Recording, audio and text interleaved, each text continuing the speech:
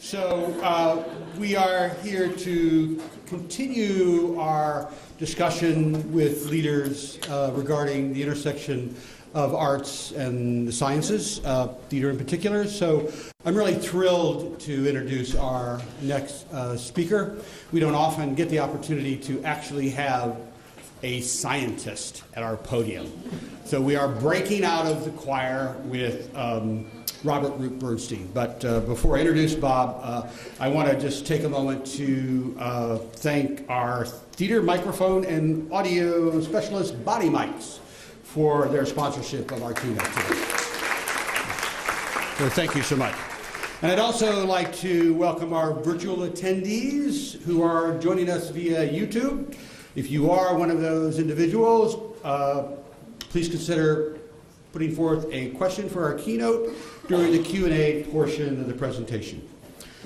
So, again, it isn't often that we get to describe one of our keynotes as a scientist, a humanist, and artist. But that's who Robert Root-Bernstein is. Bob is currently a professor of physiology at Michigan State University, where he studies the evolution of metabolic control systems, autoimmune diseases, drug development, and the creative processes in the sciences and the arts. He exhibits his artwork both in group and solo shows and collaborates with the transmedia artist Adam Brown. Bob earned his A.B. and Ph.D. from Princeton University and did his post-doctoral work research with Jonas Salk at the Salk Institute of Biological Studies. He was awarded a prestigious 5-year MacArthur Fellowship in 1981, which allowed him to pursue his multiple interests in the sciences and the arts.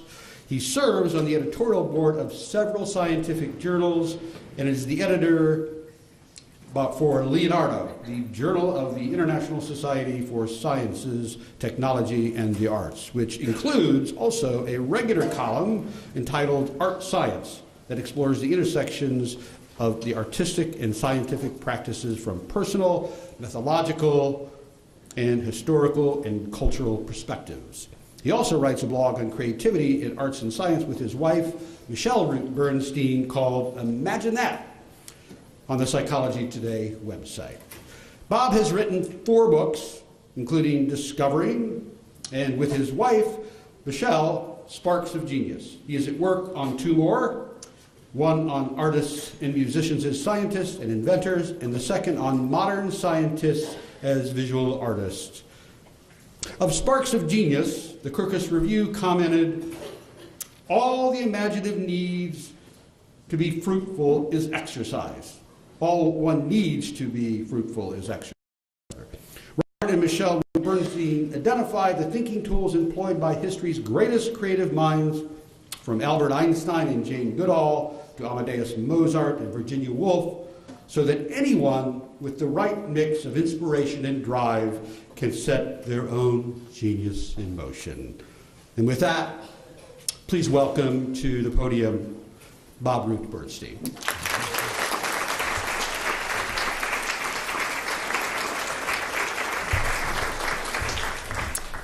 Thank you, Jim. So, why me? Well, you heard part of why I'm here. I've always done art. The little drawing up there is of my father when I was 6 years old. You can see some of my more recent stuff. There are other things that weren't in my CV. So I actually wrote my first play when I was 11, acted and produced it twice. It was really bad. I then decided I would prefer the musical route, so I played cello. I was the lead cellist in the pit for all of the musicals at my high school. Jim didn't know anything about this when he invited me. I took 4 semesters of playwriting in college, which Jim didn't know about either. And Discovering, my first book, was actually written as a play, although it's published as a nonfiction work. He didn't know that either. So why me? Why me? We all ask that, right? Existential angst, we got that out of the way. But isn't that what all theater is about? Why me? Why am I here? What am I doing? All right, so here's sort of my brief answer, which is I'm really interested about creative process. I think if we don't have creativity, we can't address the major problems of the world. And the one thing that the CEOs in the world can't find enough of are creative people. They know this is what they're looking for. So what is the creative process? How can we stimulate creativity? How can we harness it in our education? What can we do when we bring arts and STEM together that we can't do otherwise? Those are the kinds of questions that drive me. That's why I feel I'm here, not only here today, but just here in general. I want to put all this stuff back together. All right, to get your brains going. Creativity riddle. What do you get when you cross an abbey with a perfume factory? There is a theater answer to this. Nonsense. You are the first group ever to get the answer. And that's not surprising. Believe it or not, there's a perfume, right?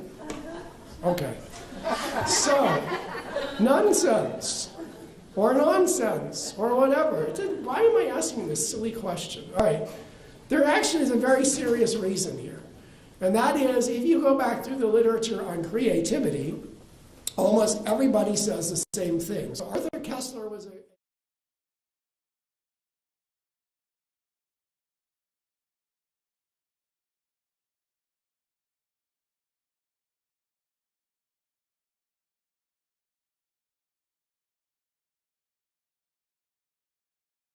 if you can see a wiggly thing and a straight line thing, and they're in different planes, but somewhere they intersect. And if they intersect and they come together, you get this surprise. Like a joke, like a riddle, in that you have to rethink what you thought you knew when you started the riddle. It gives you a surprise.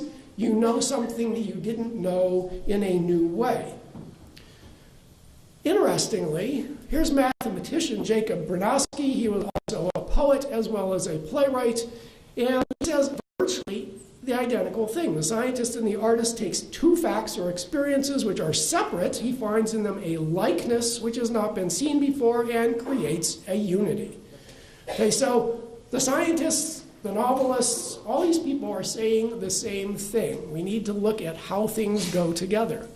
And if you actually think about what you do in theater, you're doing this all the time. The basis of every play, if you get to the real nugget of it, is taking two things that don't get together, the Capulets and the Montagues, and you bring them together, and what do you get? Something really fun. Marion the librarian, who's as straight-laced as you can possibly be, and you get her together with this flim-flam man. All right, and you get all sorts of fun, interesting stuff. You're taking people who wouldn't normally associate with each other. You're taking different cultural perspectives. You're taking different values. You're mixing them and finding unity, which gives you the drama. All right, so what we're going to address today is another riddle, which is what do you get when you cross theater arts with the sciences? And there's no fun pun answer here. We've got a gap, and the gap starts in literally kindergarten when we start talking about having English and science and all these different separate subjects. Why do they have to be separate? That's one of the questions. So some of the answers people are giving are STEAM, science, technology, engineering, arts, math. Hopefully this is not hot air, but I have to tell you as someone who's worked in this field for 40 years now, there is a lot of hot air. We need to make sure that whatever we're doing when we make this STEAM actually drives something energetic and makes things happen. I love Patti Ron's revisioning of all this as technology, engineering, arts, math, and science teams. Wow, that's a lot better because we have to collaborate across disciplines. We have to get groups of people. We have to communicate in new ways and so forth. Another acronym that's out there is SEED, Sciences, Engineering, Arts, and Design. Plant those seeds and see what kinds of, the acorn's going to grow into what kind of beautiful tree. So lots of different ways of thinking about these things. I bring up SEED simply because there is a National Science Foundation project which was funded for a SEED project. The idea of this was to create a national network for people who are trying to integrate teaching across all these different areas. This is the website. If you are interested in STEM seed teams, however you want to think about it, this is currently the place to go to, because there are about 150 people who have posted why they do this, how they do this, their best curricula, and all those kinds of things. So if you want to get involved with STEAM seed teams, then join this group, share your ideas, find out what other people are doing. One of the things that I've been doing with my wife is looking at how all of these things do integrate, what's the evidence that it is useful or can be useful. And I just want to, I'm not going to go through all the data, but I just want to give you a sense of what's out there. There are many different lines of argument and lots of different kinds of data which suggest that STEM to STEAM or teams or whatever is a very valuable thing when it's done right. We've done large-scale statistical studies of scientists to see what they do in terms of arts. It has huge impact on their professional lives, as I'll show you in a moment. We've looked at case studies. I will show you a few of these case studies very quickly to give you an idea how the scientists and engineers and so forth actually use the arts. We have derived various cognitive connections, and that's going to be the basic focus of what I'm going to talk about today. There are cognitive identities in the way scientists and people in theater and the arts and so forth think. Lots of people working on those. We've tried to identify specific bridges, and that's another one of the themes I'll talk about. What are the bridges that you can build that actually work, that we know make something connect in ways that are useful?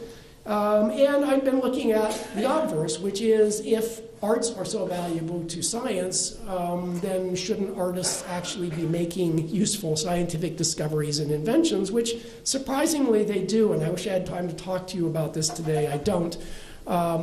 Artists, actors, playwrights, if you want to go Google something fun, actors as inventors, you will find hundreds and hundreds of inventions by actors, many of them having to do with theater, but often outside as well. And finally, arts and crafts and design and so forth offer new approaches to thinking about and understanding STEM subjects. So the kinds of data, and again, I'm not going to bore you with all this stuff, but I just want to show you the kinds of things that are out there. We looked at all of the Nobel Prize winners, everybody in the National Academy, the Royal Society, and so forth, compared them to average scientists, and anywhere between 15 to 25 times more likely for one of these high-ranking scientists to be engaged in an art or theater or something like that as an adult, even while they're doing their profession. And remember, this is 25 times, not 25%, 25 times more likely that they are engaged as a performer or a writer or a craftsman or an artist or something than the average person. STEM professionals recognize the value of the arts, at least the really good ones do. Here's the summary of all the studies. We've done dozens of studies at this point. And the summary is, as you see, musical scientists do it better. That should be fairly memorable. I mean, and this is literally true. Artistic scientists have more image in their imagination. This is literally true too, and I'm going to show you a slide later. There are studies of this. Crafty scientists are more handy. Literary scientists have the making of pundits. And again, this is the people who write novels and plays and things like that as scientists are also the ones who tend to put together whole fields. They're looking at the whole thing. And performing scientists literally perform better. All right, so if anybody asks you what the data is, these are the outcomes.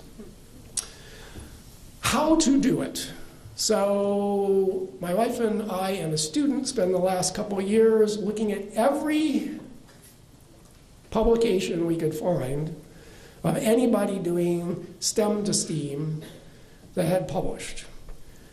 Looking for those gold standard studies that are properly controlled, where anybody who's just a total skeptic about this would still be convinced. There are only about 75 really gold standard studies where we know absolutely without a doubt that you put arts into the curriculum and you're going to improve STEM outcomes. Here's where to go. That website I told you about earlier with the seed has a draft of it. Leonardo will be publishing a 3-part survey of all of the results that we've got. These are the studies that you want to go to if you want a model for how to do this right, and know that it's going to work. If you need to convince skeptics, these are the studies you pull out to do it. Way too much information for me to go through and talk about it in any detail, so what I'm going to do again is give you the highlights. The key finding is that you have to have a bridge. What you are doing here is transfer. You are transferring ways of thinking, materials, cognitive skills, and so forth from one field to another. Many of you are all educators. You probably have heard about the transfer problem. What we found is if you have a good bridge, the transfer problem disappears. So what are bridges? Bridges are literally bridges. Okay, so here's an example of art affecting engineering. A guy named Ken Snelson literally invents a totally new way of making sculptures. Nobody's ever done it this way before. He gets patents for it and everything else.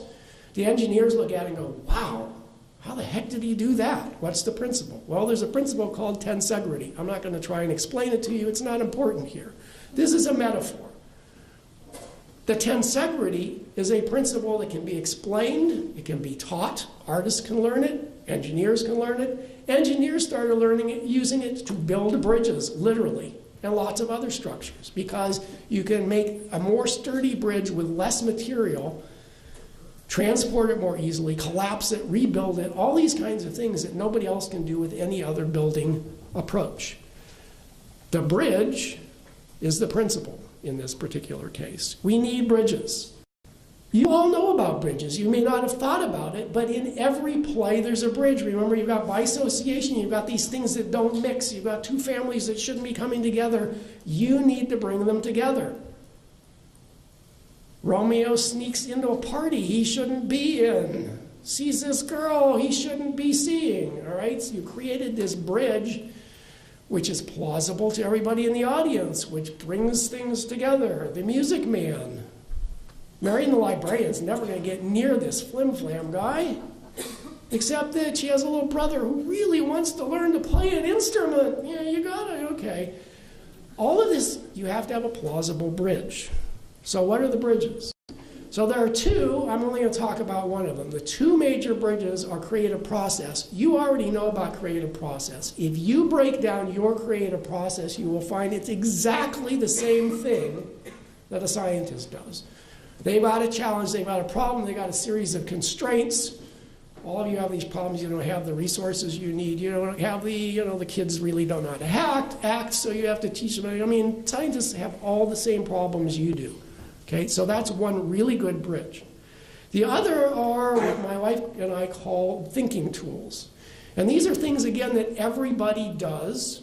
We all observe, we all abstract, we all form patterns, we all empathize, we all use our body, but we don't tend to teach any of these formally in our education systems anywhere.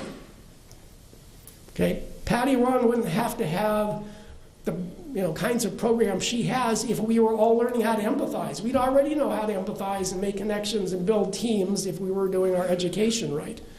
We have to actually add this in, which is really scary. All right, so these come out of a study which is in Sparks of Genius. We have given lots of examples. There's lots of theater examples, dance examples, design examples in our book. So if you're looking for more information than I'm going to give you here, that's the place to go. Michelle and I looked at about 500 very creative people, said, what do they do? How do they do it? How do they describe what they're doing? And that's where those 13 thinking tools come from. We're not imposing them. This is drawn out of what people say they actually do. And so what I'm going to do is pick a few of these and show you how they can be bridges between STEM subjects and arts, crafts, design, theater, and so forth. The simplest and the most obvious is simply observing. Observing means honing all your senses to perceive acutely and accurately, and here I want to really emphasize it's all your senses. We tend to privilege in our education system visualizing, and that's about all. We need to hear, we need to touch, we need to smell, we need to taste.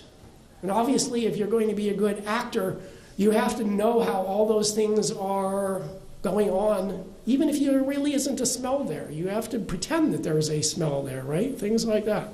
So all of those different things. Clearly actors do this. Clint Eastwood, you spend your life training to be an actor, observing people's characteristics so you can design characters around what you've seen. Kate Capshaw, the best preparation for acting is life, observing life and people and observing yourself. You probably know this. Have you explicitly explained this to your students? Have you explained to them how you observe? Do you give them observing lessons and test whether they're actually learning things? We certainly don't do this in sciences, and that's a real problem, as I'll show you in a moment.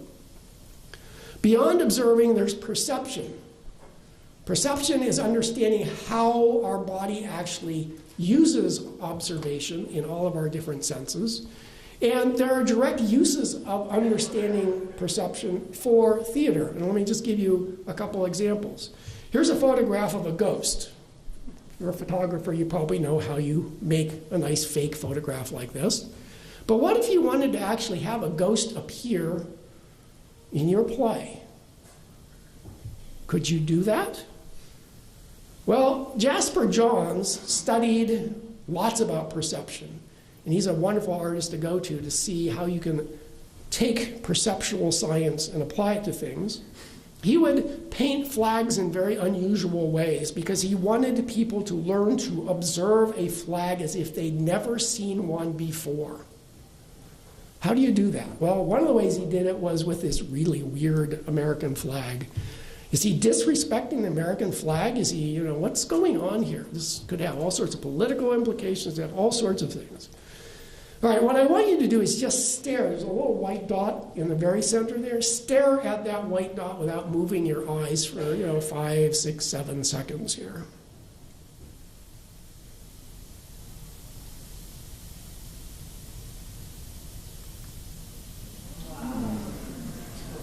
There's a ghost. That's totally in your mind, and yet you saw a regular American flag. All right, this is called complementary colors. It was invented by scientists or discovered by them. It was turned into textbooks. Artists explore these things. You can use these things if you understand enough about observing and perception. Many of you have probably done this without actually knowing what you're doing. So when you see a red shirt and blue pants, that's because we have white light coming in, which has all the different colors that are out there, right? So what a red shirt is doing is absorbing all the colors except the red and reflecting just the red. The blue pants are absorbing all the colors except the blue and reflecting the blue. If you put a person dressed in this costume under red light, the audience's eyes automatically adjust to the red light, and for reasons that have to do with how your brain works, we readjust our entire calibration of color to make that the center. We think that's white. It will reflect, the red shirt will reflect all the red light that's on it. Our brain will think that's a white shirt. Since there's no blue light to reflect, the pants have nothing to reflect, they're going to look black. You can play games with people. I actually know one play and several novels that play off of this kind of game because you can hide people, make them change costumes without ever having them change anything. It's really weird stuff. All right, imaging. Once you've observed, it's in your head, you have to do something with it, right? You have to be able to remember it, play with it in your mind. I'm not going to talk about playing, but playing is part of all the things we're talking about here. So imaging we can define as creating mental images of things observed or imagined using any or all of the senses. Again, remember, it's all your senses. I'll probably focus mainly on visual observing again, but Dennis the Menace here is a good way to remember. Okay, close your eyes, and if you see anything, you're thinking. This is a way of thinking, and this is one of the problems I think we have in academics when we're teaching kids is if it isn't verbal or mathematics, it's not thinking. That's not true. Everything I'm going to be telling you about are thinking tools. These are ways of thinking. They're just not the way we usually think about thinking. Actors clearly have to use their imaginations. On the left-hand side, this is something I pulled off of a slide share all about how to learn to become an actor. As an actor, you must use your imagination to make what happens on stage look real. The process of visualizing or imagining and seeing pictures in your mind is important if your theater experience is to have the greatest possible impact. Elephanting, to be an actor or actress, you have to feel on a deep level and tap into the emotions you've never felt before. You're imagining how something would be. Okay, so this is all imaging. In the case of elephanting, it's imaging with all your different senses. Anybody who's blocked out, the stage action, you're imagining what it's going to be before you actually did it. And of course, if you didn't block it out right, the actors run into each other and you've got a problem. You've got to rethink it. Here's the important point. Scientists do exactly the same thing. Again, lots of science teachers don't do this well. Maybe they don't even think about it. But the greatest scientists all did exactly the same kind of thing. Here's a very famous experiment you may have heard about, which is Galileo thinking about dropping a small ball, light ball, and a big heavy ball off the Tower of Pisa, which, by the way, he never did.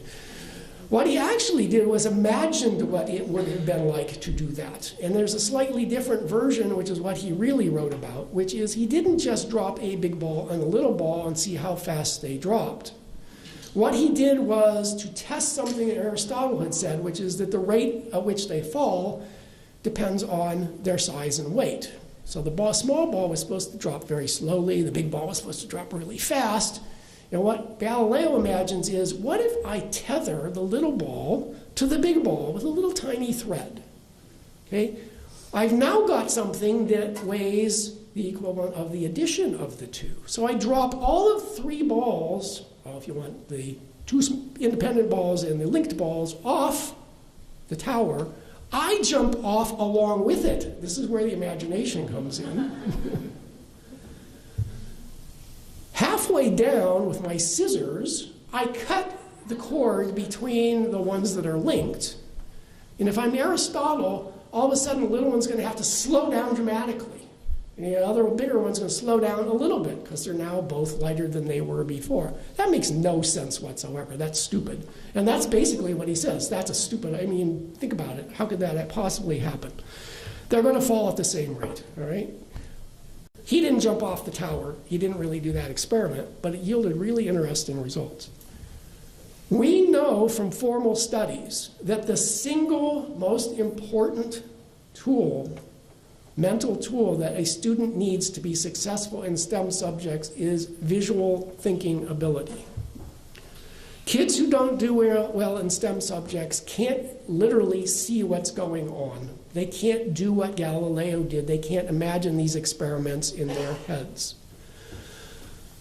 The references I've got up here are a series of from about 25 studies where really innovative teachers have gone into middle schools, high schools, and colleges. They've taken kids who are not doing well, and these are often women and they're often minorities. They have simply given them art classes, design classes. Nobody's done theater so far, but I bet theater will work even better. For a year, not tied to any content whatsoever. Every student in every one of these studies improved in their STEM subjects. The number of kids who graduated increased. The number of kids who became scientists increased. The numbers who actually got degrees increased just from an art class. And it was directly tied to the fact that now they could see in their minds what people were talking about instead of just having these jumble of words which made no sense whatsoever. All right, abstracting. Abstracting is the process of eliminating all but some essence. You've observed, you've imaged, maybe you found patterns in things, but at some point there's too much information. We have to get down to what is the essence of whatever it is I'm trying to communicate. And I can tell you from my college seniors, most of them still don't know what's important from what's not important. They try and tell you everything they learned. I don't want to know everything you learned. I want to know if you got the principle, you have the basic idea, can you communicate it clearly? And I'm sure that Patti Ron can tell you that's part of what she has to teach in communicating is what's the essence of the message and what's the simplest way to get it across. All right, so Picasso's doing this for us right here. He actually did a series of etchings over about 3 or 4 years. He starts out with something that's very realistic, and all observing starts out with something that's real, that's in front of us. I lost my picture. All right, so you can imagine this in your head. We've been talking about visual thinking. So he starts out with something real, and if you can remember on the picture Jesus saw, as you're going across, what he was doing was playing with, first the mass. He actually makes his bulls bigger, heavier, blacker. Okay, he makes the horns bigger, he makes the genitalia bigger, what's a bull, right? And then he starts realizing, this is too much. This isn't really what a bull is all about. So he starts thinking about, the planes of the bull. And he starts shaving some of the information away. And he says, maybe I don't even need these sort of basic planes. Maybe I can get rid of what's in them and just leave the outlines of the planes. So he starts getting these sort of strange outliney things.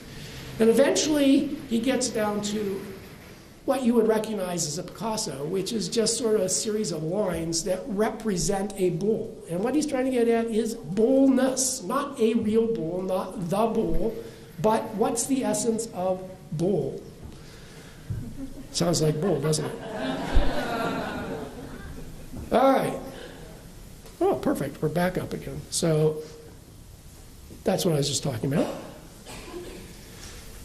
Actors are doing the same thing. I found a whole bunch of actors talking about, the equivalent of stripping bare. So Glenda Jackson, acting is not about dressing up, acting is about stripping bare. The whole essence of learning lines is to forget them so you can make them sound like you thought of them that instant. The art of acting, according to Anthony Hopkins, is not to act. Once you show them more, what you show them, in fact, is bad acting. Boy, I had problems when I was trying to come up with this talk today because I had to keep stripping things out. There's so much I want to tell you. What's the essence? Get rid of all the stuff. I'm sure all of you have done this. You've seen one act play, or one person plays where somebody plays a whole bunch of different characters. One way of doing that is put on a different hat. That hat is an abstraction. It is now representing maybe whatever profession they're in. You've seen people do it by changing the way they hold their body. They change their voice. Each of those is an abstraction that allows you to get into that character very quickly. Actors who don't do this well try to do all that all at once, and it becomes confusing. There's way too much for them to try to handle all the time, and the viewers are trying to keep up with it. All these different changes. The simpler you do it, the more effective it is. The same with set design. I found this one. I think this is phenomenal. Okay, we're looking at a musical performance. Music is simply a set of notes which you put together. This person took cardboard boxes, painted them white, stacks them. It's the equivalent of all these notes. And then the chromatics of the music become the chromatics of the lighting. I mean, this is a phenomenal abstraction of what the music is about. It's really great, and it's so simple. It's inexpensive. It's easy to do. Scientists do the same thing. Mitchell Feigenbaum, who invented a whole area of mathematics called chaos theory, very complex, very difficult. But at heart, what he's doing is just what we've been talking about. It's abundantly obvious that one doesn't know the world around us in detail, he says. What artists have accomplished is realizing that there's only a small amount of that stuff that's out there that's important, and then seeing what it was so they can do some of my research for me. And he means this literally. He would spend 2 or 3 days a week while he was developing chaos theory in art museums, because what he was trying to model were things like mountains and clouds and really, really complex things. And he looked at the artists and said, how do they portray a cloud? And the artist obviously doesn't give you all the detail of the cloud. He doesn't give you all the detail of the mountain. So what did they leave out? What can I leave out in making my models? All experimentation in science and engineering is like this. Here's a concrete example for you. Nico Tinbergen won a Nobel Prize. He loved animals, so he became one of the first people to study animal behavior in a formal way, and one of the things that he won his prize for was looking at gulls. So here is a gull and their baby chick. The baby chick is pecking at the beak, trying to get food, which seems like a fairly simple thing until you start analyzing it. Because when you look at that bird, first of all, is the chick pecking at the beak because of the smell? I mean, that's where the food is, right? That's where the food comes from. Is it because that's the beak, the big yellow thing sticking out there? Notice there's a little red dot. What's the red dot doing there? Does that have something to do with going, you know, how do you figure this out if you're a scientist? He did it as an artist. And by the way, he was trained in the arts, and he was a phenomenal photographer as well. First thing he does is he makes a model head. It's not very realistic here, but the first one was very realistic. All it's missing is the food. There's no food smell. You don't get any food out of it. Puts it in front of the chick, it pecks. Okay, you've eliminated one of the possibilities. It's not food smell. This is what science is about, eliminating each of the possible variables. So then he makes a whole bunch of new models. He takes off the red dot. He puts it in different places. He makes the head a different color. He changes the color of the beak. You need all these different things. And eventually what he discovers is all it has to be is red. It can be a red ball, a red pencil. If it's red, the chick pecks. This is kind of unexpected. You get food by pecking at something red. Okay, that's abstracting. All right, empathizing and play acting. Now we're getting into the kinds of things that you folks all do all the time. So that's becoming the thing you want to understand or recreate, and it could be animate or inanimate, and that's sort of what I want to develop here. Lots of different ways that you can learn to act. I'm sure you all know the method acting approach of Stanislavski, where he gets into the character by feeling what it's like to be that character, to talking like that character, dressing like that character. All of a sudden, he isn't him anymore. He's lost who he is, and he's become someone completely different. Not the only way to do it. So Patti Ron talked about empathizing as critical for connecting yesterday, and that's absolutely true, and certainly doctors need to learn how to do this just as much as, say, an actor does, and in fact, we now train doctors with actors. This is standard in most medical schools. You have to learn to be somebody else and to understand what they're doing. Patti also mentioned Alan Alda Center for Communicating Science, partially funded and developed by Alan Alda himself. We're now doing this with graduate students in sciences and even starting to do it with undergraduates so that they can start to understand their audience, empathize with them, and communicate more clearly. But this is also a creative strategy and a tool for scientists. The best scientists, although this is completely subjective, this is not the objective approach to science any of us are taught in school, nonetheless, the best scientists, every one of them, becomes the thing that they're trying to study. So Jane Goodall says she got all her ideas by becoming a chimpanzee. You can see her acting like one right here. Diane Fossey said the same thing. They never told anybody while they were actually doing their research because it was not scientific. But that's where the ideas came from. Then they had to somehow figure out an experiment which would make it objective so it would be okay for the scientists. But creativity started with the empathizing. Oxford zoologist, who's also a surrealist painter, Desmond Morris, literally says you have to become the bug to understand the bug. So here he is as the bug, right? Nobel laureate Barbara McClintock literally went down the tube of her microscope, got down in there with the chromosome she was studying, got so familiar with them that they became her friends. She developed literally what she called a feeling for the organism. And she said the really important part is that you forget yourself. You become an actor in this scene who's no longer a person. You are a friend, a chromosome, doing what they do. And I first heard about this from my mentor, Jonas Salk, who said, I became the polio virus to understand what it was doing. That's how you figure it all out. Then you have to prove it with experiments, but that's where the ideas come from. All right, so body thinking. Using muscle memory, physical feelings, gut reactions, emotional states to recognize, organize, and address problems. Follows right out of all that play acting and empathizing. Here we have Vivian has just read how different ways of moving can produce different ways of thinking. Whee! Wasn't that fun? All right, well, yeah. I mean, I'm sorry, the guy who invented the upside down, dispenser wasn't sitting there with a bunch of mathematical equations and even logical, written out things. He was sitting there doing right? That's where the idea came from. And that's where it's, why the heck do I have to turn this on and I can't get it over right? You just don't turn it over. Now, there's a whole bunch of technology that goes into that little new cap, which has to be invented. But the basic idea comes out of how you feel about the thing and moving it differently. All right, you're all doing this. I don't have to go into this. I usually have to go and explain all this to people. You have all the stagecraft and the knowledge that you're doing. What you need to think about is this is all applied physics. When two guys are fighting, or guys and girls, or girls and girls, whatever it is, if they do it wrong, they're going to hurt themselves. This is physics. Okay, and if you bring the physics teacher and they can probably explain to you how the momentum is being used and how you can change it by rotating people around so that they don't hurt themselves.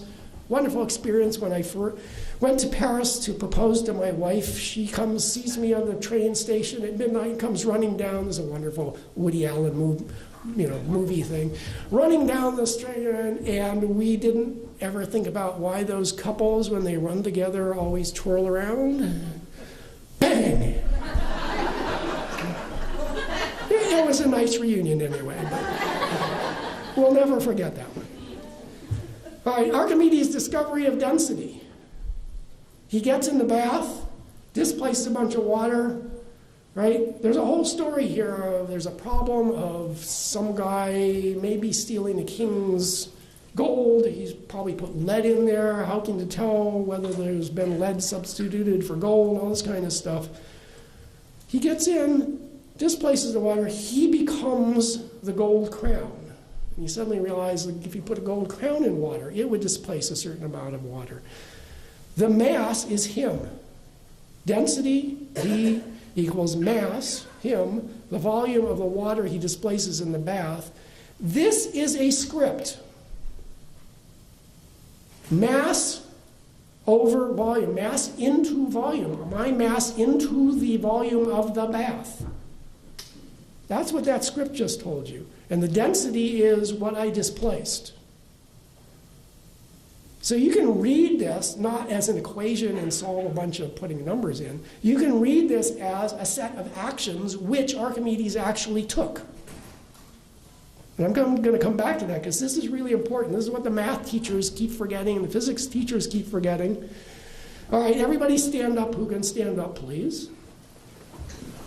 We're going to do a little math here just to prove to you that you can all do some really sophisticated stuff. Friedrich Wilhelm Gauss.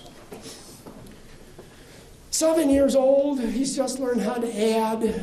The math teacher has given him this wonderful, this is one of these really great things you do when you're a math teacher. Add all the numbers from 1 to 100. I'm not going to make you do this, but hold on. 1 to 100. It's great because it takes them about an hour. It's self-correcting. You either get the right answer or you don't. And the math teacher can go sit at their desk and do anything they want for that hour, right? It's really good. All right. So, he gives this to him. He's done this for years. He goes to his desk, and he's going to do whatever it is. And Gauss, about 15 seconds later, says 5,050. And the teacher's like, you cheated. How did you? And he gets very angry. He starts yelling. Well, Gauss then says, well, here's what I did. So we're going to do what Gauss did. It's body thinking. What I want you to do, we're going to add all the numbers from 1 to 10, just to make it a lot easier and quicker. Now, what I want you to do is put your left hand up here. And I want you to put the number 1 at your fingertip. And imagine a number line that goes to 10, 10 being at your elbow. Okay? Now I want you to do the same thing with your right hand. 1 at the fingertip, 10 down here. All right, now, cross your arms so that your fingertips go to your elbows. 1 is now with 10 at this end. We have 2 with 9, 3 with 7, or 3 with 8. The other end we have, 1 with 10, 2 with 9. All right. Add them together. 1 and 10 is 11, 2 and 9 is 11. They're all 11, right? How many 11s do we have? There are 10 of them, because there's 10 numbers across here. What's 10 times 11? 110. We've done it twice, so we have twice as much as we need. Divide in half, and it's 55. You just solved a problem that takes the average person, if they write it out, about 5 minutes in about 15 seconds. This is what Gauss did. He simply put the number lines in his body and he said, okay, let's play with them. Body thinking, thank you, sit down. Here's the math for it. This is what scares kids away from math. But if you look at that again as a script, along the top line, it's 1, 2, in this case, n would be 10. And the other one below it is reversed, 1 through 10. It's simply those arms you put together. You sum them. That's the next line below the dark line there. This is how mathematicians write out what you just did. And then since you've done them twice, down at the bottom you have to divide by 2. That's what that equation means. This is not how math is taught. This is why kids look at this equation and they go, what the heck is that? I don't know. You're math phobic because you don't understand what it means. It meant a series of physical operations. It always did, and for some reason, we've left them all out. So this gets to transformational thinking. And I'm coming near the end here. This is using several of the tools in an integrated manner to raise and solve problems. You, again, do this all the time, so I don't have to explain this to you. You end up with a script, here's My Fair Lady. You end up with the music for My Fair Lady. You have to integrate them into something. Does the script explain the set, the staging? Does it explain where the actors move? Does it explain how they're dressed? I mean, you have to do all this stuff. You have to bring that script to life. That's what we're missing in STEM education. Physicist Jacob Shaham on transforming. Acting taught me how to read equations like a script with characters I had to bring to life. 16 years old, he had his first acting experience. He was given one line. Hi. Except when he started thinking about it, was it hi? Or hi? Or hi? I mean, how many ways can you think of acting high? And he's sitting there going, I have to know what the situation is. I have to think about who the character is. I have to think about their personality. I have to think about who they're interacting with. There's all this stuff which goes beyond the script. This is true of those equations. Maxwell's equations talk about the movement of an electron through a magnetic field. I've talked to people at Caltech and MIT. Every student at those institutions can do all the math. They can prove the theorems. They can do all that kind of stuff. A third of them are able to take those equations and tell you what's happening. And if you take them out of context and put them in another context, only a third of those students can tell you how the interpretation of those equations changes.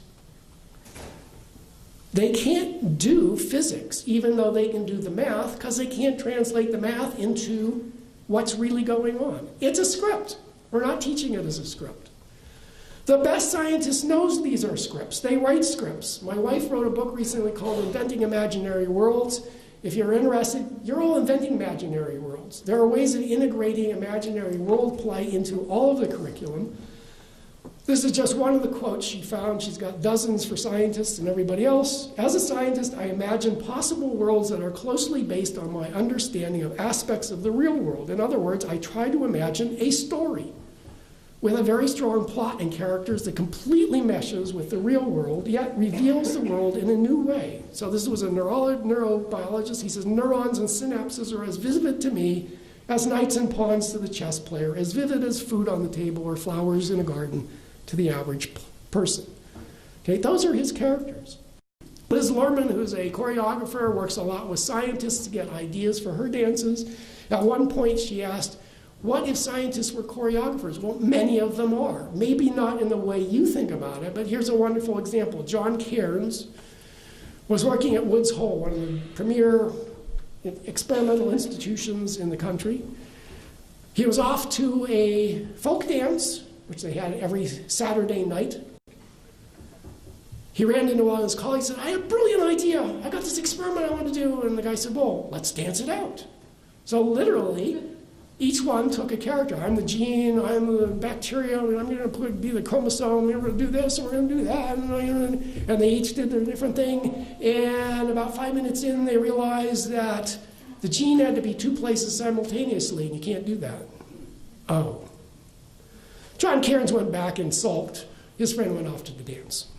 You can dance out an experiment.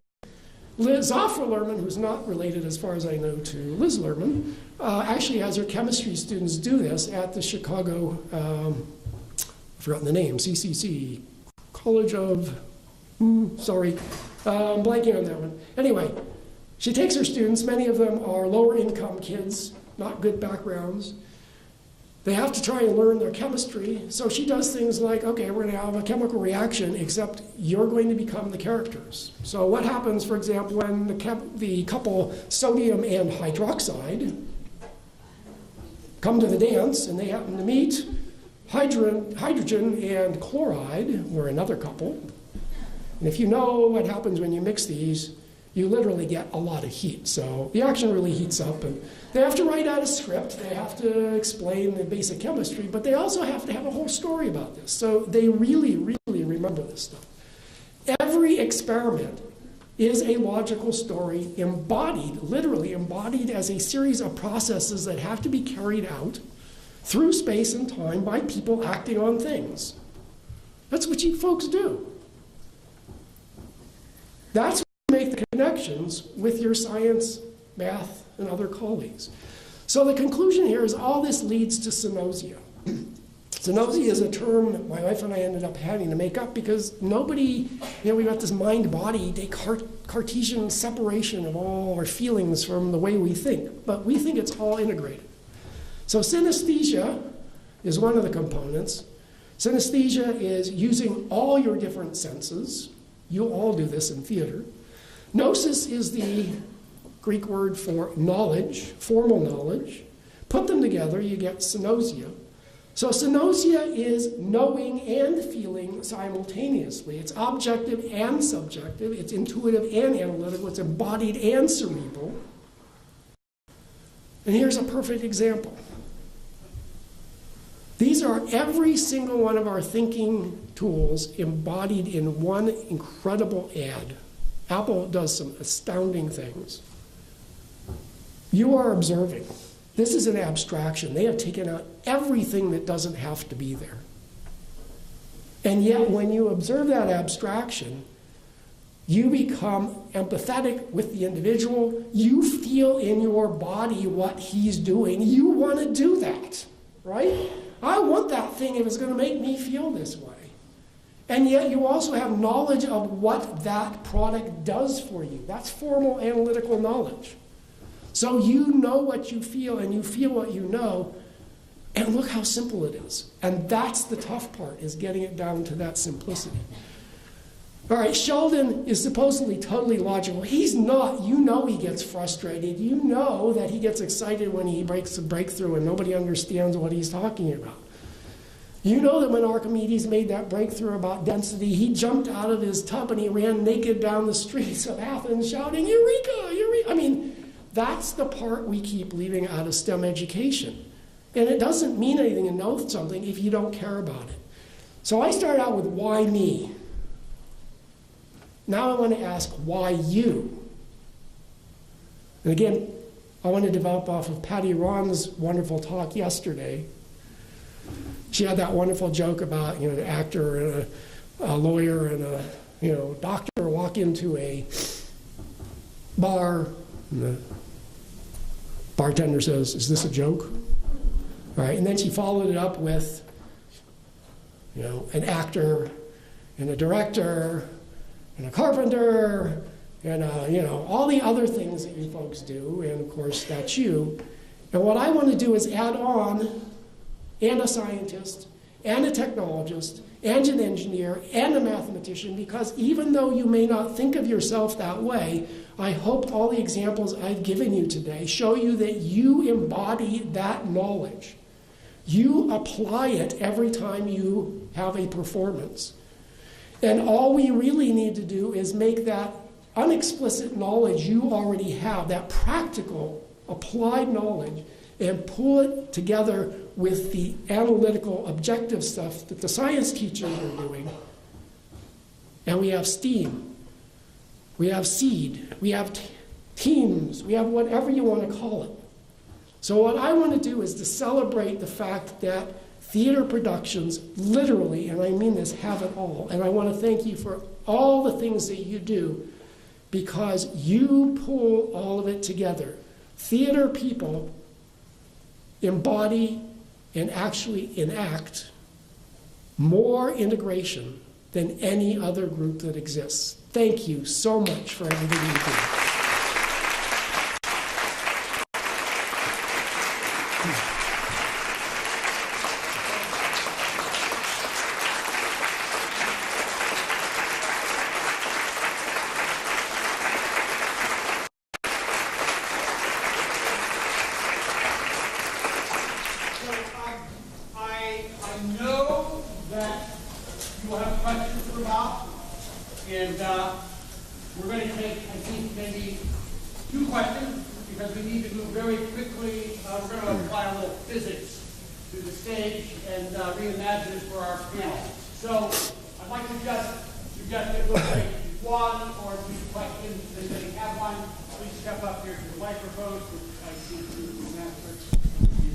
There we go.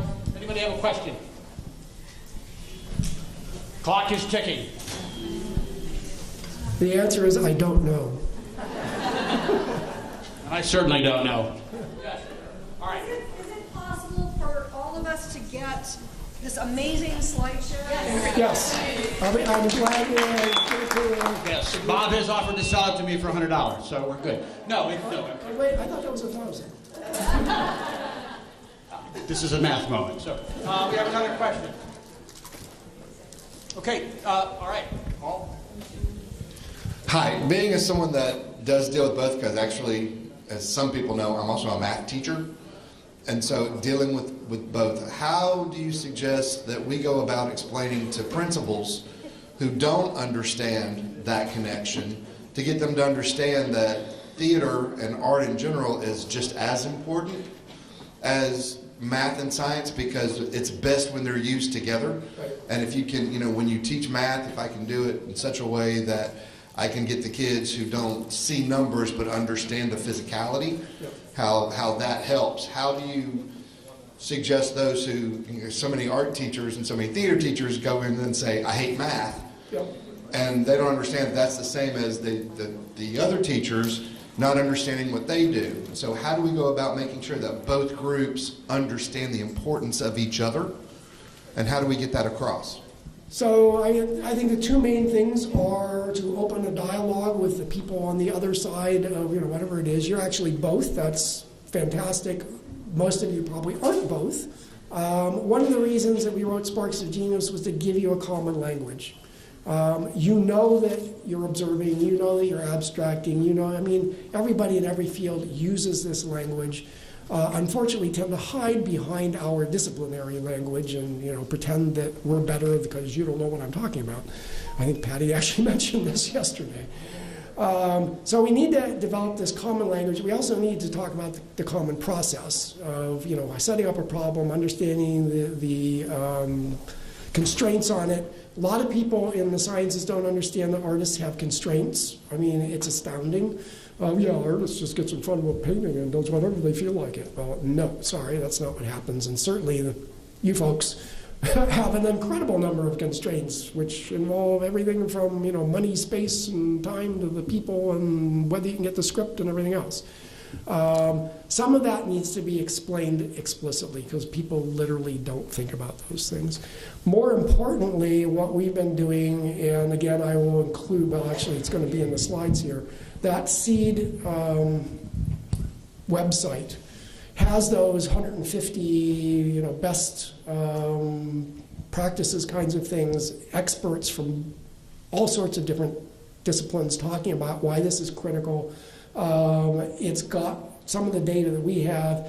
It has a draft of all of the 75 gold standard teaching curricular kinds of things that have been vetted and so forth. So if a group of parents or a school board or your principal needs to know that there is real hardcore evidence, it's there, and you can just give them that. If you need other stuff, my wife and I have done things like little one-pagers. I mean, we've gotten these published in anywhere from the Chronicle of Higher Education to the LA Times editorial page, or whatever it is, so that they're for all sorts of different groups. And I'm happy to share those with you. So. All right, so we're going to apply a little physics to the stage here. And so hold your seats, because we're going to be back in about just a matter of a few minutes with our panel, which will include Bob and Patti Ron and Lucinda Presley of the Innovation Collaborative. So just sit still for a few minutes, and we'll start up here in just a few moments. Thank you.